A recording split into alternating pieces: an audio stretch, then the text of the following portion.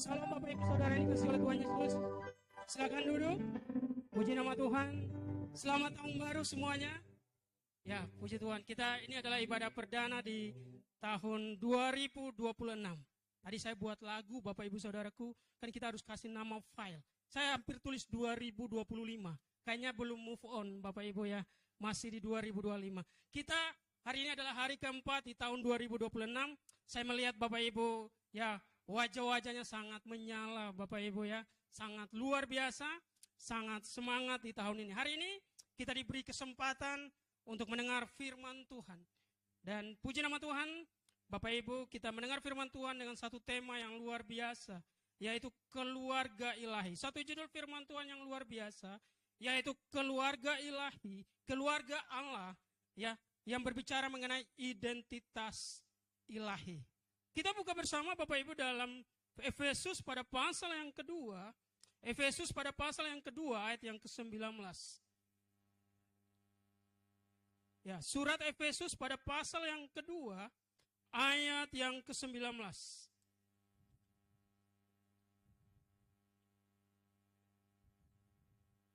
Boleh kita baca bersama Bapak Ibu Saudara yang dikasihi oleh Tuhan Yesus?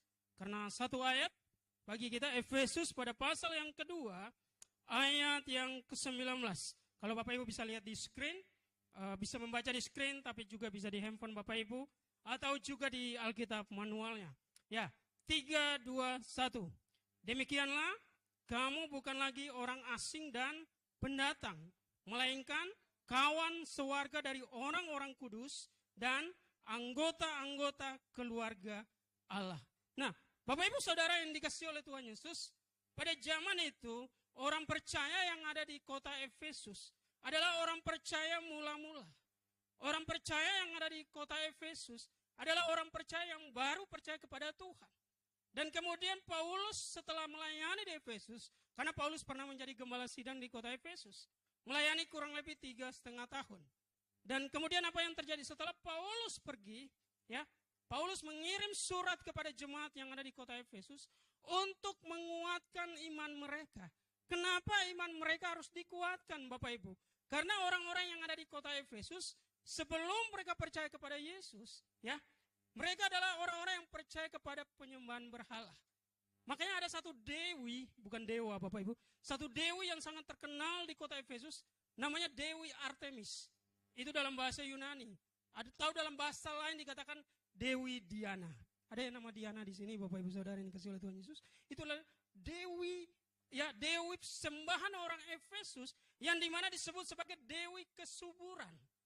Jadi orang yang percaya, orang-orang yang menyembah dewi tersebut, mereka percaya ketika mereka menyembah dewi ini, mereka akan mengalami kemajuan. Makanya banyak orang pada saat itu berkunjung ke kota Efesus, bukan hanya untuk berlibur, bukan hanya untuk healing Bapak Ibu Saudaraku, tetapi mereka pergi untuk menyembah dewi tersebut dengan tujuan apa? Supaya usaha mereka maju, supaya mereka diberkati, supaya mereka mengalami kemajuan dalam kehidupan mereka. Bahkan setelah mereka pulang dari kota Efesus, mereka beli oleh-oleh. Jadi Bapak Ibu, oleh-oleh atau souvenir bukan cuma karena zaman now. Itu dari zaman dulu Bapak Ibu Saudaraku. Makanya jangan salah, kemarin yang libur akhir tahun, pasti kalau kita lihat di story ya, baru pulang dari luar kota atau dari mana, kita bisa tanya, ada oleh-olehnya? Itu dari zaman dulu Bapak Ibu Saudaraku. Nah, orang-orang yang pulang dari kota Efesus, mereka membeli sebuah souvenir atau juga patung kecil Dewi Artemis. Tujuannya apa? Ketika mereka pulang dari kota tersebut, mereka kembali ke tempat tinggal mereka. Dan ketika mereka menaruh souvenir atau souvenir patung yang kecil itu di tempat jualan mereka, mereka percaya jualan mereka laris Bapak Ibu Saudara. Mereka menaruh di tempat usaha mereka, mereka percaya usaha mereka laris. Jadi penglaris Bapak Ibu Saudara, bukan hanya pada zaman sekarang, penglaris itu sudah dari zaman dahulu. Tapi sebagai orang percaya, saya percaya, orang percaya kalau mau usaha, dia nggak pakai penglaris, amin. Apa yang dia pakai? Kristus. Orang percaya kalau mau buka usaha, orang percaya kalau mau berusaha, orang percaya kalau mau mengalami kemajuan dalam kehidupannya, dia nggak pakai penglaris, tapi yang dia pakai adalah Kristus. Amin. Nah, Bapak Ibu Saudara yang dikasihi oleh Tuhan Yesus, orang-orang yang ada di kota Efesus ini kemudian Mereka beralih dari iman mereka. Mereka menjadi orang percaya. Sehingga pada ayat yang ke-19 dikatakan begini. Demikian kamu bukan lagi orang asing dan pendatang, melainkan kawan sewarga dari orang-orang kudus, ya, dan anggota-anggota keluarga Allah. Pada zaman itu orang Yahudi merasa karena mereka adalah umat pilihan Allah, mereka diberikan hukum oleh Allah, mereka begitu dekat dengan Tuhan. Tetapi apa yang terjadi ketika orang non-Yahudi mereka percaya kepada Tuhan? Bapak Ibu Saudaraku, Paulus mengatakan, gak ada lagi perbedaan antara orang Yahudi atau juga orang non-Yahudi. Mereka semua dikatakan begini, mereka bukan lagi orang pendatang. Makanya pada zaman itu ada sebuah klasifikasi di antara orang-orang yang percaya kepada Yesus yang berasal dari orang Yahudi, yang berasal dari orang non-Yahudi. Mereka disebut sebagai pendatang atau mereka juga kadang disebut sebagai orang asing. Makanya ketika ada sidang di Yerusalem, Bapak Ibu, ya, sidang raya di Yerusalem, diputuskan bahwa baik orang Yahudi atau non-Yahudi, semuanya warga kerajaan Allah. Semuanya sewarga dari orang-orang kudus atau anggota-anggota keluarga Allah. Nah, Bapak Ibu Saudara yang dikasihi oleh Tuhan Yesus, berbicara mengenai orang-orang yang ada di Efesus. Orang-orang yang belum percaya, orang yang punya latar belakang, mereka percaya pada berbagai ramalan. Mereka percaya pada berbagai macam hal yang mistik. Makanya hari-hari ini, biasanya sebelum masuk tahun baru kemarin, ya, banyak orang-orang yang mulai meramalkan 2026. Bapak Ibu, kalau Bapak Ibu sudah terlanjur mendengar, enggak apa-apa. Tapi enggak usah dicari-cari apa itu ramalan 2026. Enggak usah, Bapak Ibu Saudaraku. Apa itu? Ya, apa itu ramalan bulan Januari, ramalan bulan Februari? Enggak usah dicari, Bapak Ibu Saudara. Yang kita cari bukan ramalan, amin, tapi yang kita cari adalah Tuhan. Makanya tadi penyembahan yang luar biasa, lagu firman. Tuhan sudah berjalan di depan kita. Dia sudah membuka jalan bagi kita di depan kita. Supaya apa, Bapak Ibu Saudaraku? Supaya kita ketika kita berjalan, walaupun kita terantuk, walaupun mungkin kita sedikit jatuh, tapi kita nggak jatuh sejatuh-jatuhnya. Kenapa? Tuhan sudah membuka jalan di depan kita. Makanya orang percaya, kalau belum sempat mendengar ramalan, nggak usah didengar-dengar Bapak Ibu. Nggak usah dibuka-buka. Mau di AI, mau di chat GPT, mau di Google. Nggak usah. Yang kita buka adalah firman Tuhan. Amin. Coba kita buka dalam Imamat pada pasal yang ke-19 ayat yang ke-31. Imamat pada pasal yang ke-19 ayat yang ke-31. Dikatakan begini. Coba kita baca bersama. Janganlah kamu berpaling kepada arwah atau kepada roh-roh peramal. Janganlah kamu mencari mereka dan dengan demikian menjadi najis karena mereka. Akulah Tuhan Allahmu. Firman Tuhan katakan, jangan mencari-cari Bapak Ibu Saudaraku. Jadi sebagai orang percaya yang dikatakan di Efesus pada pasal yang kedua ayat 19, kamu bukan lagi orang asing, kamu bukan lagi pendatang, melainkan kawan sewarga dari orang-orang kudus atau anggota keluarga Allah. Kita punya identitas yang baru di dalam Tuhan, Bapak Ibu. Bahwa identitas kita adalah anggota keluarga Allah.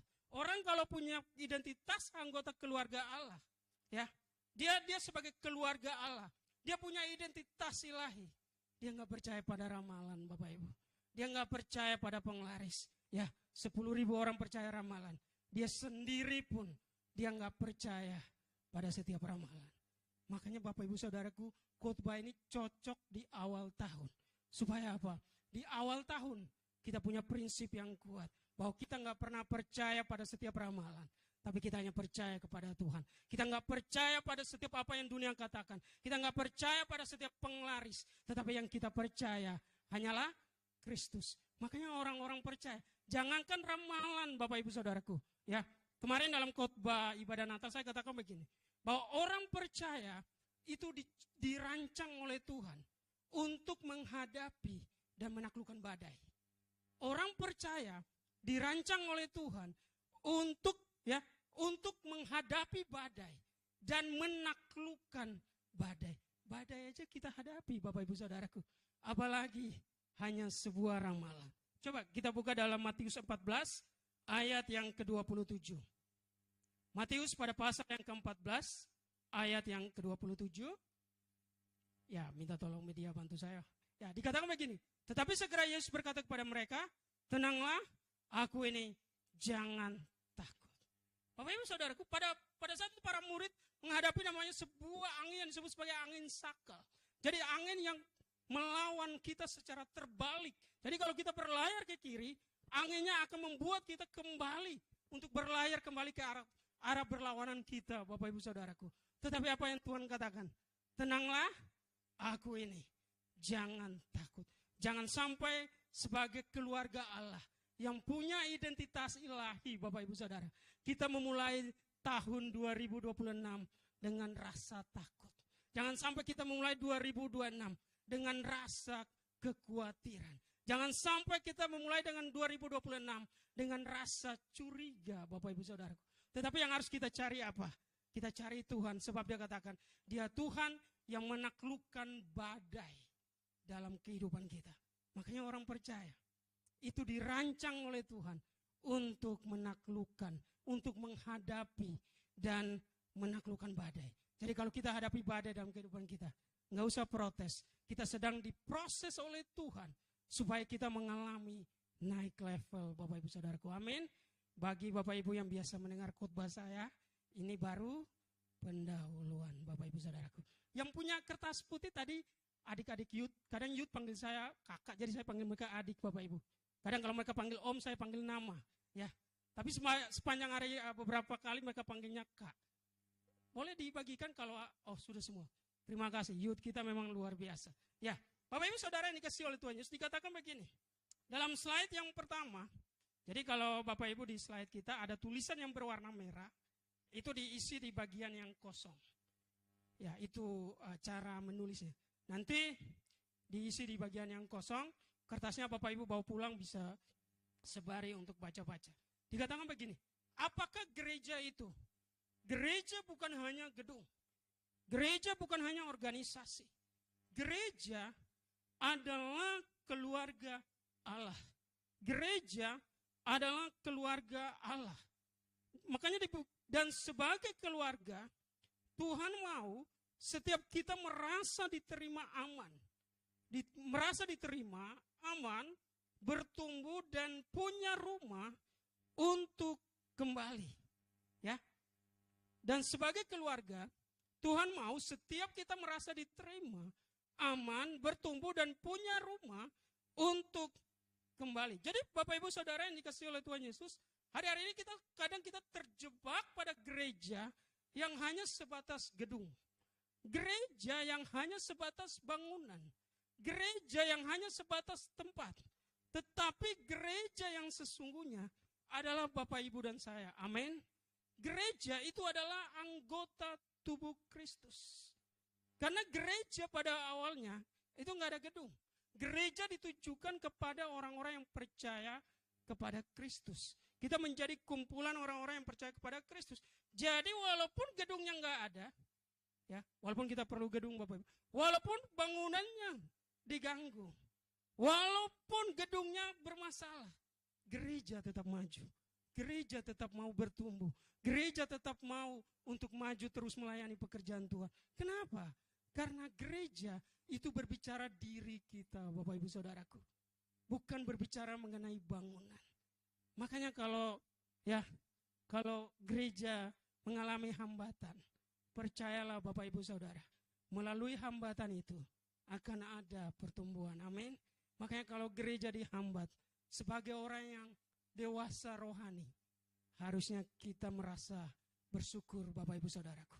Karena ketika gereja dihambat, disitulah gereja akan merambat kemana-mana. Ketika gereja mengalami hambatan, maka pertumbuhan akan terjadi. Kenapa? Karena gedung boleh dihambat, bangunan boleh dihambat, tempat boleh dihambat Bapak Ibu Saudara. Tapi sebagai orang percaya, kita diciptakan oleh Tuhan, bukan roh ketakutan, tetapi roh yang memberikan kita kekuatan. Amin. Makanya sebagai anak Tuhan, kita harus terus maju dalam Tuhan. Dikatakan di bagian berikutnya, dikatakan, ya, ada beberapa hal yang kita pelajari sebagai keluarga Allah yang punya identitas ilahi. Kita bukan orang asing. Kita anggota keluarga Allah. Firman berkata, kamu bukan lagi orang asing, artinya dulu kita jauh. Tetapi sekarang kita menjadi bagian dari keluarga Tuhan. Nah, Bapak Ibu Saudaraku, pada orang-orang yang ada di Efesus, sebelum mereka percaya kepada Tuhan, mereka adalah orang-orang yang jauh dari Tuhan. Mereka percaya kepada ramalan, mereka percaya kepada berbagai prediksi manusia, mereka percaya kepada hal-hal mistis, Bapak Ibu Saudaraku. Dan mereka jauh atau mereka asing dari Tuhan. Mereka begitu jauh dari Tuhan. Tetapi apa yang terjadi? Ketika mereka sudah percaya kepada Tuhan, dulu yang mereka begitu jauh akibat kepercayaan mereka pada ramalan, kepercayaan mereka pada mitos, kepercayaan mereka pada hal-hal yang mistis itu. Ketika mereka sudah dibersihkan oleh darah Yesus, apa yang terjadi Bapak Ibu Saudaraku? Mereka sekarang yang dahulu jauh sudah menjadi dekat. Dan mereka menjadi bagian dari keluarga kerajaan Allah. Makanya orang-orang yang punya identitas ilahi hari-hari ini Bapak Ibu Saudara yang kasih oleh Tuhan Yesus adalah orang-orang yang mau hanya mengandalkan Tuhan. Makanya kita nggak tahu 2026, kita nggak tahu apa yang terjadi di depan kita. Kita nggak tahu apa yang terjadi di depan. Saya nggak percaya pada ramalan Bapak Ibu Saudaraku. Saya nggak percaya pada prediksi manusia. Yang kita percaya adalah Allah kita. Amin.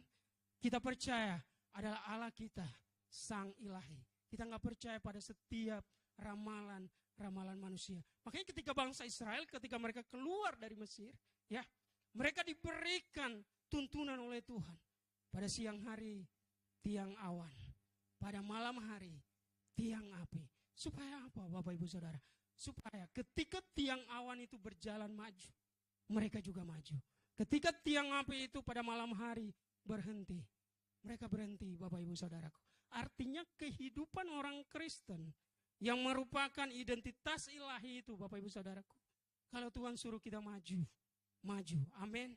Tapi kalau Tuhan bilang, kita berhenti. Bapak Ibu Saudaraku, saya percaya bahwa tahun ini menjadi tahun yang sangat luar biasa bagi kita. Amin. Tahun ini menjadi tahun yang dahsyat bagi kita orang percaya. Makanya seorang Rick Warren mengatakan begini, gereja bukan tempat yang kamu datangi. Gereja adalah keluarga, tempat kamu saling memiliki. Amin. Gereja bukan tempat yang kamu datangi. Gereja adalah keluarga, tempat kamu saling memiliki. Makanya Bapak Ibu Saudaraku, dikatakan lagi di slide berikutnya, dikatakan begini. Ya, jangan kita sebagai orang percaya, kita membuat gereja itu menjadi keluarga kita. Amin. Gereja itu kalau menjadi keluarga, apapun yang terjadi kita mau kembali. Amin. Amin Bapak Ibu. Amin. Kalau enggak amin, kalau saya amin selesai khotbah saya Bapak Ibu ya. Ya. Jadi gereja itu menjadi keluarga. Contohnya apa? Ketika anak yang bungsu, ya, dia pergi dari rumah. Dia pergi dari rumah untuk menghabiskan banyak uang dari orang tuanya. Dan ketika keuangannya menipis atau habis Bapak Ibu Saudaraku, dalam ayat itu, ya, dia mengingat kembali bahwa di rumahnya dia diterima. Maka apa yang terjadi? Dia kembali Bapak Ibu Saudaraku. Amin. Makanya saya percaya bahwa gereja itu selalu ada sebuah penerimaan. Amin. Makanya gereja itu berbicara kita menerima orang apa adanya. Tetapi apa yang harus kita lakukan? Kita harus semampu kita untuk kita mau berubah. Amin. Gereja menerima kita apa adanya. Tapi kita pun harus berusaha apa dayanya. Ya, semampu kita, ya, untuk kita mau berubah dalam kehidupan kita. Itulah inti keluarga.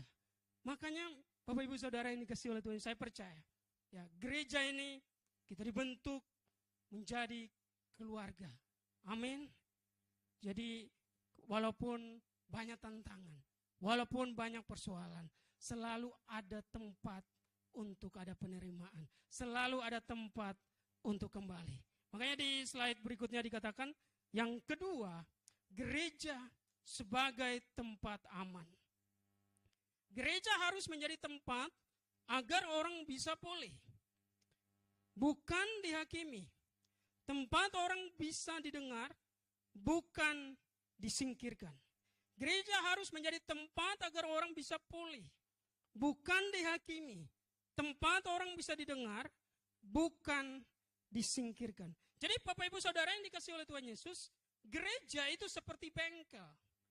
Orang kalau mobilnya atau kendaraannya mengalami gangguan, mereka akan pergi ke bengkel. Apakah setelah keluar dari bengkel, mobil tersebut walaupun masih rusak, pemiliknya mau mengeluarkannya? Enggak, Bapak Ibu Saudaraku. Gereja menjadi bengkel untuk di mana kita belajar untuk kita mengubah karakter kita. Kita belajar untuk kita mengubah kebiasaan kita. Kita belajar untuk mengalami namanya naik level. Kita belajar untuk kita hidup sesuai dengan kebenaran firman Tuhan. Amin. Makanya gereja, Bapak Ibu Saudara yang kasih oleh Tuhan Yesus, ada beberapa waktu lalu, kalau nggak salah tanggal 28. Ya, dalam ibadah terakhir. Kita nggak ada ibadah tutup tahun, Bapak Ibu. Kita juga nggak ada ibadah awal tahun. 311 kita nggak ada ibadah. Pada tanggal 28, kalau nggak salah 28 atau 25, ya pada ibadah Natal agak lupa juga Bapak Ibu Saudara. Umur makin nambah, amin. Jadi sedikit lupa, apalagi karena sebagai mahasiswa banyak tugas juga Bapak Ibu. Sedikit curhat ya, jadi kadang suka lupa. Nah, kemudian ada beberapa orang yang datang, ada yang pernah beribadah di sini bawa temannya datang. Dan setelah ibadah, wow, saya senang Bapak Ibu Saudara. Mereka bertanya banyak hal. Mereka sangat bertanya hal-hal yang sangat bagi saya agak tinggi juga. Dan saya berusaha untuk menjawabnya. Bapak Ibu Saudara, kalau saya tahu, biasanya dalam gereja ini kalau orang jemaat bertanya, kalau saya tahu saya langsung kasih tahu. Tapi kalau saya nggak tahu, saya cari tahu. Dan setelah saya tahu, saya kasih tahu Bapak Ibu. Dan kemudian kita bercerita, ya. Kemudian kita sharing bersama. Setelah kita selesai, saya antar ke depan untuk mereka pulang. Dan kemudian mereka bilang, Pak, maaf ya, kita banyak tanya. Jangan tersinggung ya Pak. Saya dalam hati, semakin banyak tanya, semakin bagus. Hamba Tuhan harus semakin banyak ditanya Bapak Ibu Saudara. Supaya apa? Supaya semakin banyak belajar.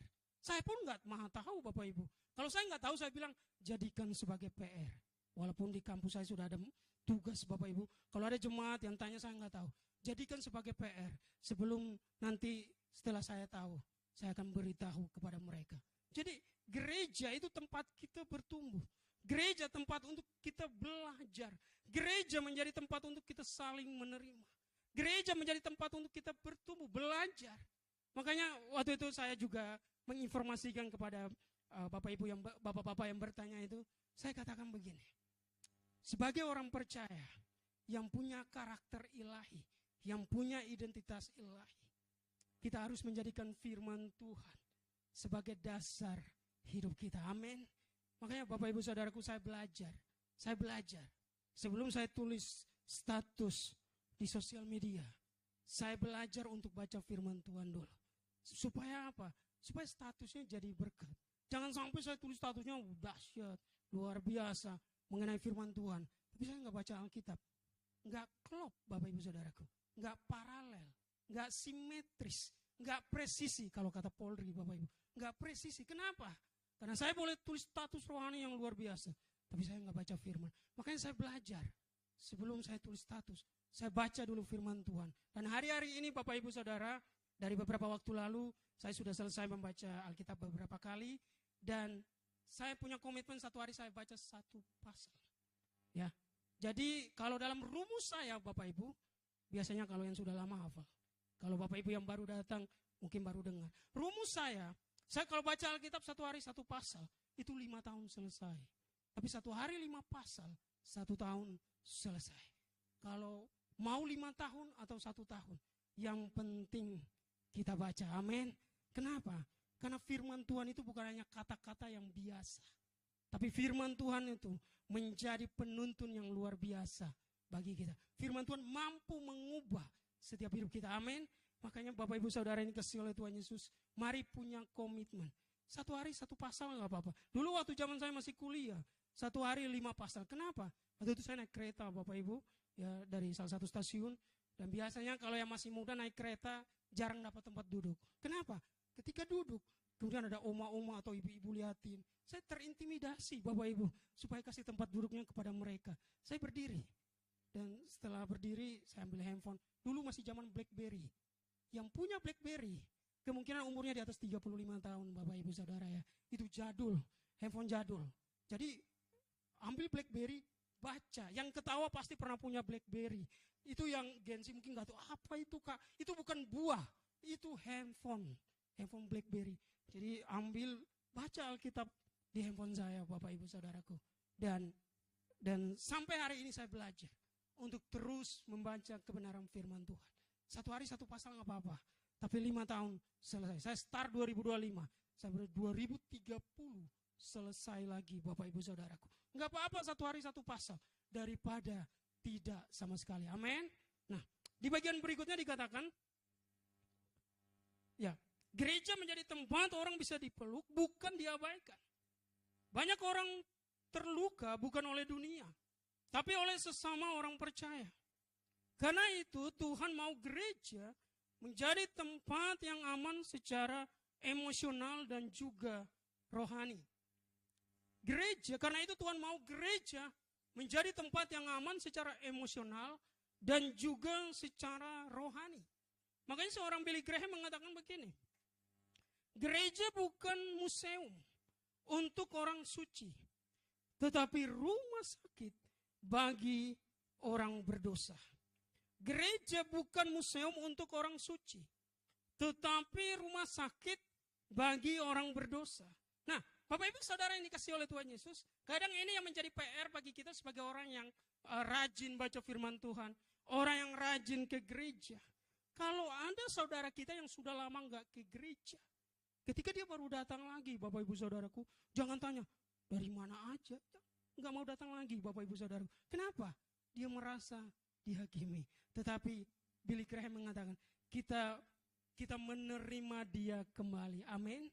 Ketika anak yang bungsu itu kembali kepada bokapnya, Bapak Ibu Saudaraku, nggak ditanya sama bapaknya, dari mana aja? Kenapa habisin uang begitu banyak? Dia nggak bertanya begitu. Tapi dia memeluk dia. Ada sebuah penerimaan. Makanya kalau ada orang yang sudah lama nggak ke gereja, walau ketika dia datang lagi, kita menerima dia. Nggak usah tanya dari mana aja. Kenapa? Nanti dia nggak mau datang lagi. Dia akan kemana-mana lagi. Dia nggak mau ke gereja lagi. Karena menurut dia, gereja menjadi tempat penghakiman. Amin. Tetapi gereja harus menjadi tempat sebuah rangkulan. Gereja harus menjadi keluarga bagi kita semua. Bagian yang ketiga, ya. Bagian yang ketiga dikatakan begini. Gereja sebagai tempat bertumbuh. Pertumbuhan rohani, ya. Pertumbuhan rohani tidak datang dari banyak kegiatan. Pertumbuhan datang dari hubungan. Ya. Pertumbuhan datang dari hubungan. Yesus bertumbuh bersama murid-muridnya. Mereka hidup, makan, berjalan, dan berbicara bersama. Gereja pun bertumbuh melalui komunitas. Dan gereja yang saling membangun. Gereja bertumbuh melalui komunitas dan berhubungan yang saling membangun. Makanya Bapak Ibu Saudara yang dikasihi oleh Tuhan Yesus, saya senang kepada jemaat yang suka bertanya mengenai firman Tuhan. Ya, biasanya kan Bapak Ibu punya nomor WA saya, yang belum punya nanti kita sharing WA. Ya, saya senang ditanya mengenai firman Tuhan. Supaya apa? Supaya kita bisa bertumbuh bersama. Pernahkah Bapak Ibu berpikir ketika para hamba Tuhan ditanya? Sebenarnya pada saat itu juga para hamba Tuhan mau belajar. Beberapa waktu lalu Bapak Ibu Saudara yang dikasihi oleh Tuhan Yesus, ya tahun lalu atau 2 tahun lalu, saya melayani di sebuah tempat. Dan setelah pulang pelayanan, ya karena waktu itu ibadah mereka adalah ibadah pagi, dan ya lapar Bapak Ibu Saudara ya. Kita cari makan. Kita pergi ke sebuah tempat makan, kita makan dan saya lagi makan, Bapak Ibu, enak makanannya Bapak Ibu Saudaraku. Kemudian biasanya ada sayur lalapan. Saya begitu makan buru-buru, kemudian ada ulat kecil Bapak Ibu Saudara di lalapan itu. Saya langsung, biasanya ibu-ibu kan langsung menjerit. Saya kasih kode ke istri, diam. Maksudnya jangan bergerak, bukan ditodong Bapak Ibu Saudara. Biasanya ibu-ibu kan langsung bereaksi. Kadang-kadang begitu. Saya takutnya kalau istri menjerit, yang ada di rumah makan tersebut nggak ada yang bayar, Bapak Ibu Saudaraku. Ya, saya juga nggak akan bikin kayak vlog, ya hi guys ada ulat, enggak. Kemudian saya kasih kode ke bagian manajernya datang, kita duduk bersama dan kemudian dia minta maaf dan kemudian makanan saya diganti. Padahal enak, Bapak Ibu Saudaraku. Ternyata kalau ada ulat itu mungkin enak ya Bapak Ibu ya. Kemudian makanan saya diganti dan mereka minta maaf, saya juga ya menerima juga Bapak Ibu Saudaraku. Dan kemudian kami pernah makan lagi di tempat itu beberapa bulan lalu. Ya, karena buru-buru makan, habis itu mau pelayanan. Setelah selesai makan, saya bawa laptop, Bapak Ibu. Ya, saya bawa laptop, saya taruh di belakang, di bawah meja. Karena saking buru-buru saya lupa ambil laptopnya. Kemudian ketika saya ke parkiran, saya dikejar sama pegawainya, Bapak. Pak, ada laptopnya. Dari situ saya berpikir begini, Bapak Ibu. Ternyata enggak semua hal yang kita lihat, yang menurut kita salah, itu enggak langsung diviralin. Amin. Coba kita bertanya dulu. Coba kita duduk untuk kita komunikasikan dulu. Dan kemudian saya mengambil sebuah pelajaran iman dari situ. Kalau pada saat itu saya viralin dan nggak ada yang bayar, saya juga nggak bayar. Dan kemudian saya makan di situ lagi, Bapak Ibu. Laptop itu hilang dan Bapak Ibu tahu, laptopnya lebih mahal berkali lipat dari makanan. Jadi Bapak Ibu Saudara yang dikasihi oleh Tuhan Yesus, pelajaran iman yang bisa kita dapat di sini, nggak semua hal langsung kita bereaksi, amin. Terkadang kita juga jangan cepat bereaksi. Coba kita tanya alasan. Kadang ada orang-orang yang gak sengaja, Bapak Ibu Saudara, karena mereka mungkin buru-buru. Makanya sebagai orang percaya, firman Tuhan katakan, tetaplah tenang, amin. Kalau kita punya ketenangan, dengar baik, Tuhan akan memberikan jalan keluar bagi kita. Kalau pada saat itu, saya gak bayar, karena ada ulat di lalapan saya. Apa yang terjadi? Laptopnya hilang, dan saya rugi lebih banyak. Sebagai orang percaya, Bapak Ibu Saudara yang kasih oleh Tuhan Yesus, mari di 2026 ini, ya, kalau kita keluarga Allah, punya identitas rohani, punya identitas ilahi, seperti yang dikatakan oleh seorang ya Dietrich Bonhoeffer, dikatakan begini, ya, di dalam persekutuanlah seorang Kristen menemukan kekuatan. Di dalam persekutuanlah orang Kristen ya menemukan sebuah kekuatan. Makanya Bapak Ibu Saudaraku, mari di 2026 ini kita belajar, mari kita punya komitmen untuk kita terus bersekutu bersama Tuhan. Untuk kita terus mau rajin ibadah. Kenapa? Karena itulah kekuatan kita sepanjang tahun ini. Kekuatan kita bukan di orang lain. Kekuatan kita bukan di manusia. Kekuatan kita di Allah. Amin. Kekuatan kita bukan diprediksi, tetapi kekuatan kita pada Sang Ilahi. Kekuatan kita hanya pada Kristus, bukan pada penglaris. Kekuatan kita hanya pada Tuhan, bukan hanya pada sebuah ramalan. Amin. Makanya di bagian yang keempat atau bagian yang terakhir dikatakan begini. Gereja sebagai tempat pulang. Gereja sebagai tempat pulang. Rumah adalah tempat kita kembali. Saat kita lelah, jatuh dan juga salah jalan. Tuhan rindu gereja menjadi tempat setiap orang bisa berkata, apapun kondisi saya bisa kembali ke rumah keluarga saya. Apapun kondisi saya bisa kembali ke rumah keluarga saya. Yesus menerima anak yang hilang, walau bau kandang babi, walau gagal, walau hancur. Yesus menerima anak yang hilang. Ya. Jadi Bapak yang diceritakan dari anak yang hilang adalah Yesus sendiri. Bapak menerima anak yang hilang, walau dia bau kandang babi, walau gagal, walau hancur. Bapak Ibu Saudara yang dikasihi oleh Tuhan Yesus, dengar baik, sebuah penerimaan yang baik itu akan membuat orang untuk berusaha menjadi lebih baik. Amin. Sebuah penerimaan yang baik itu akan membangkitkan, akan membuat orang punya semangat untuk berusaha lebih baik. Makanya gereja menjadi tempat kita bisa pulang tanpa rasa takut. Amin. Makanya Bapak Ibu Saudara yang dikasihi oleh Tuhan Yesus, saya percaya ketika Bapak Ibu ke AGC, walaupun mungkin sudah lama gak datang, kemudian datang lagi, gak ada yang takut-takutin Bapak Ibu Saudaraku. Maka ketika saya di depan, saya akan menyambut Bapak Ibu kalau ketika saya lagi jalan ke depan. Jadi gereja menjadi tempat kita saling merangkul. Gereja menjadi tempat rangkulan, bukan tempat penghakim. Gereja menjadi tempat di mana orang bisa pulang ke tempatnya. Gereja bukan hanya bangunan, tapi tempat supaya kita bisa pulang. Makanya seorang Max Lucado mengatakan, kasih Tuhan selalu membuka pintu bagi mereka yang ingin pulang. Kasih Tuhan selalu membuka pintu bagi mereka yang ingin pulang. Makanya Bapak Ibu Saudara yang dikasihi oleh Tuhan Yesus, mungkin saat ini kita sedang punya komitmen dalam hati kita. Kita sedang punya, ada panggilan dalam hati kita untuk kita kembali ke gereja. Mungkin sudah puluhan tahun kita nggak gereja.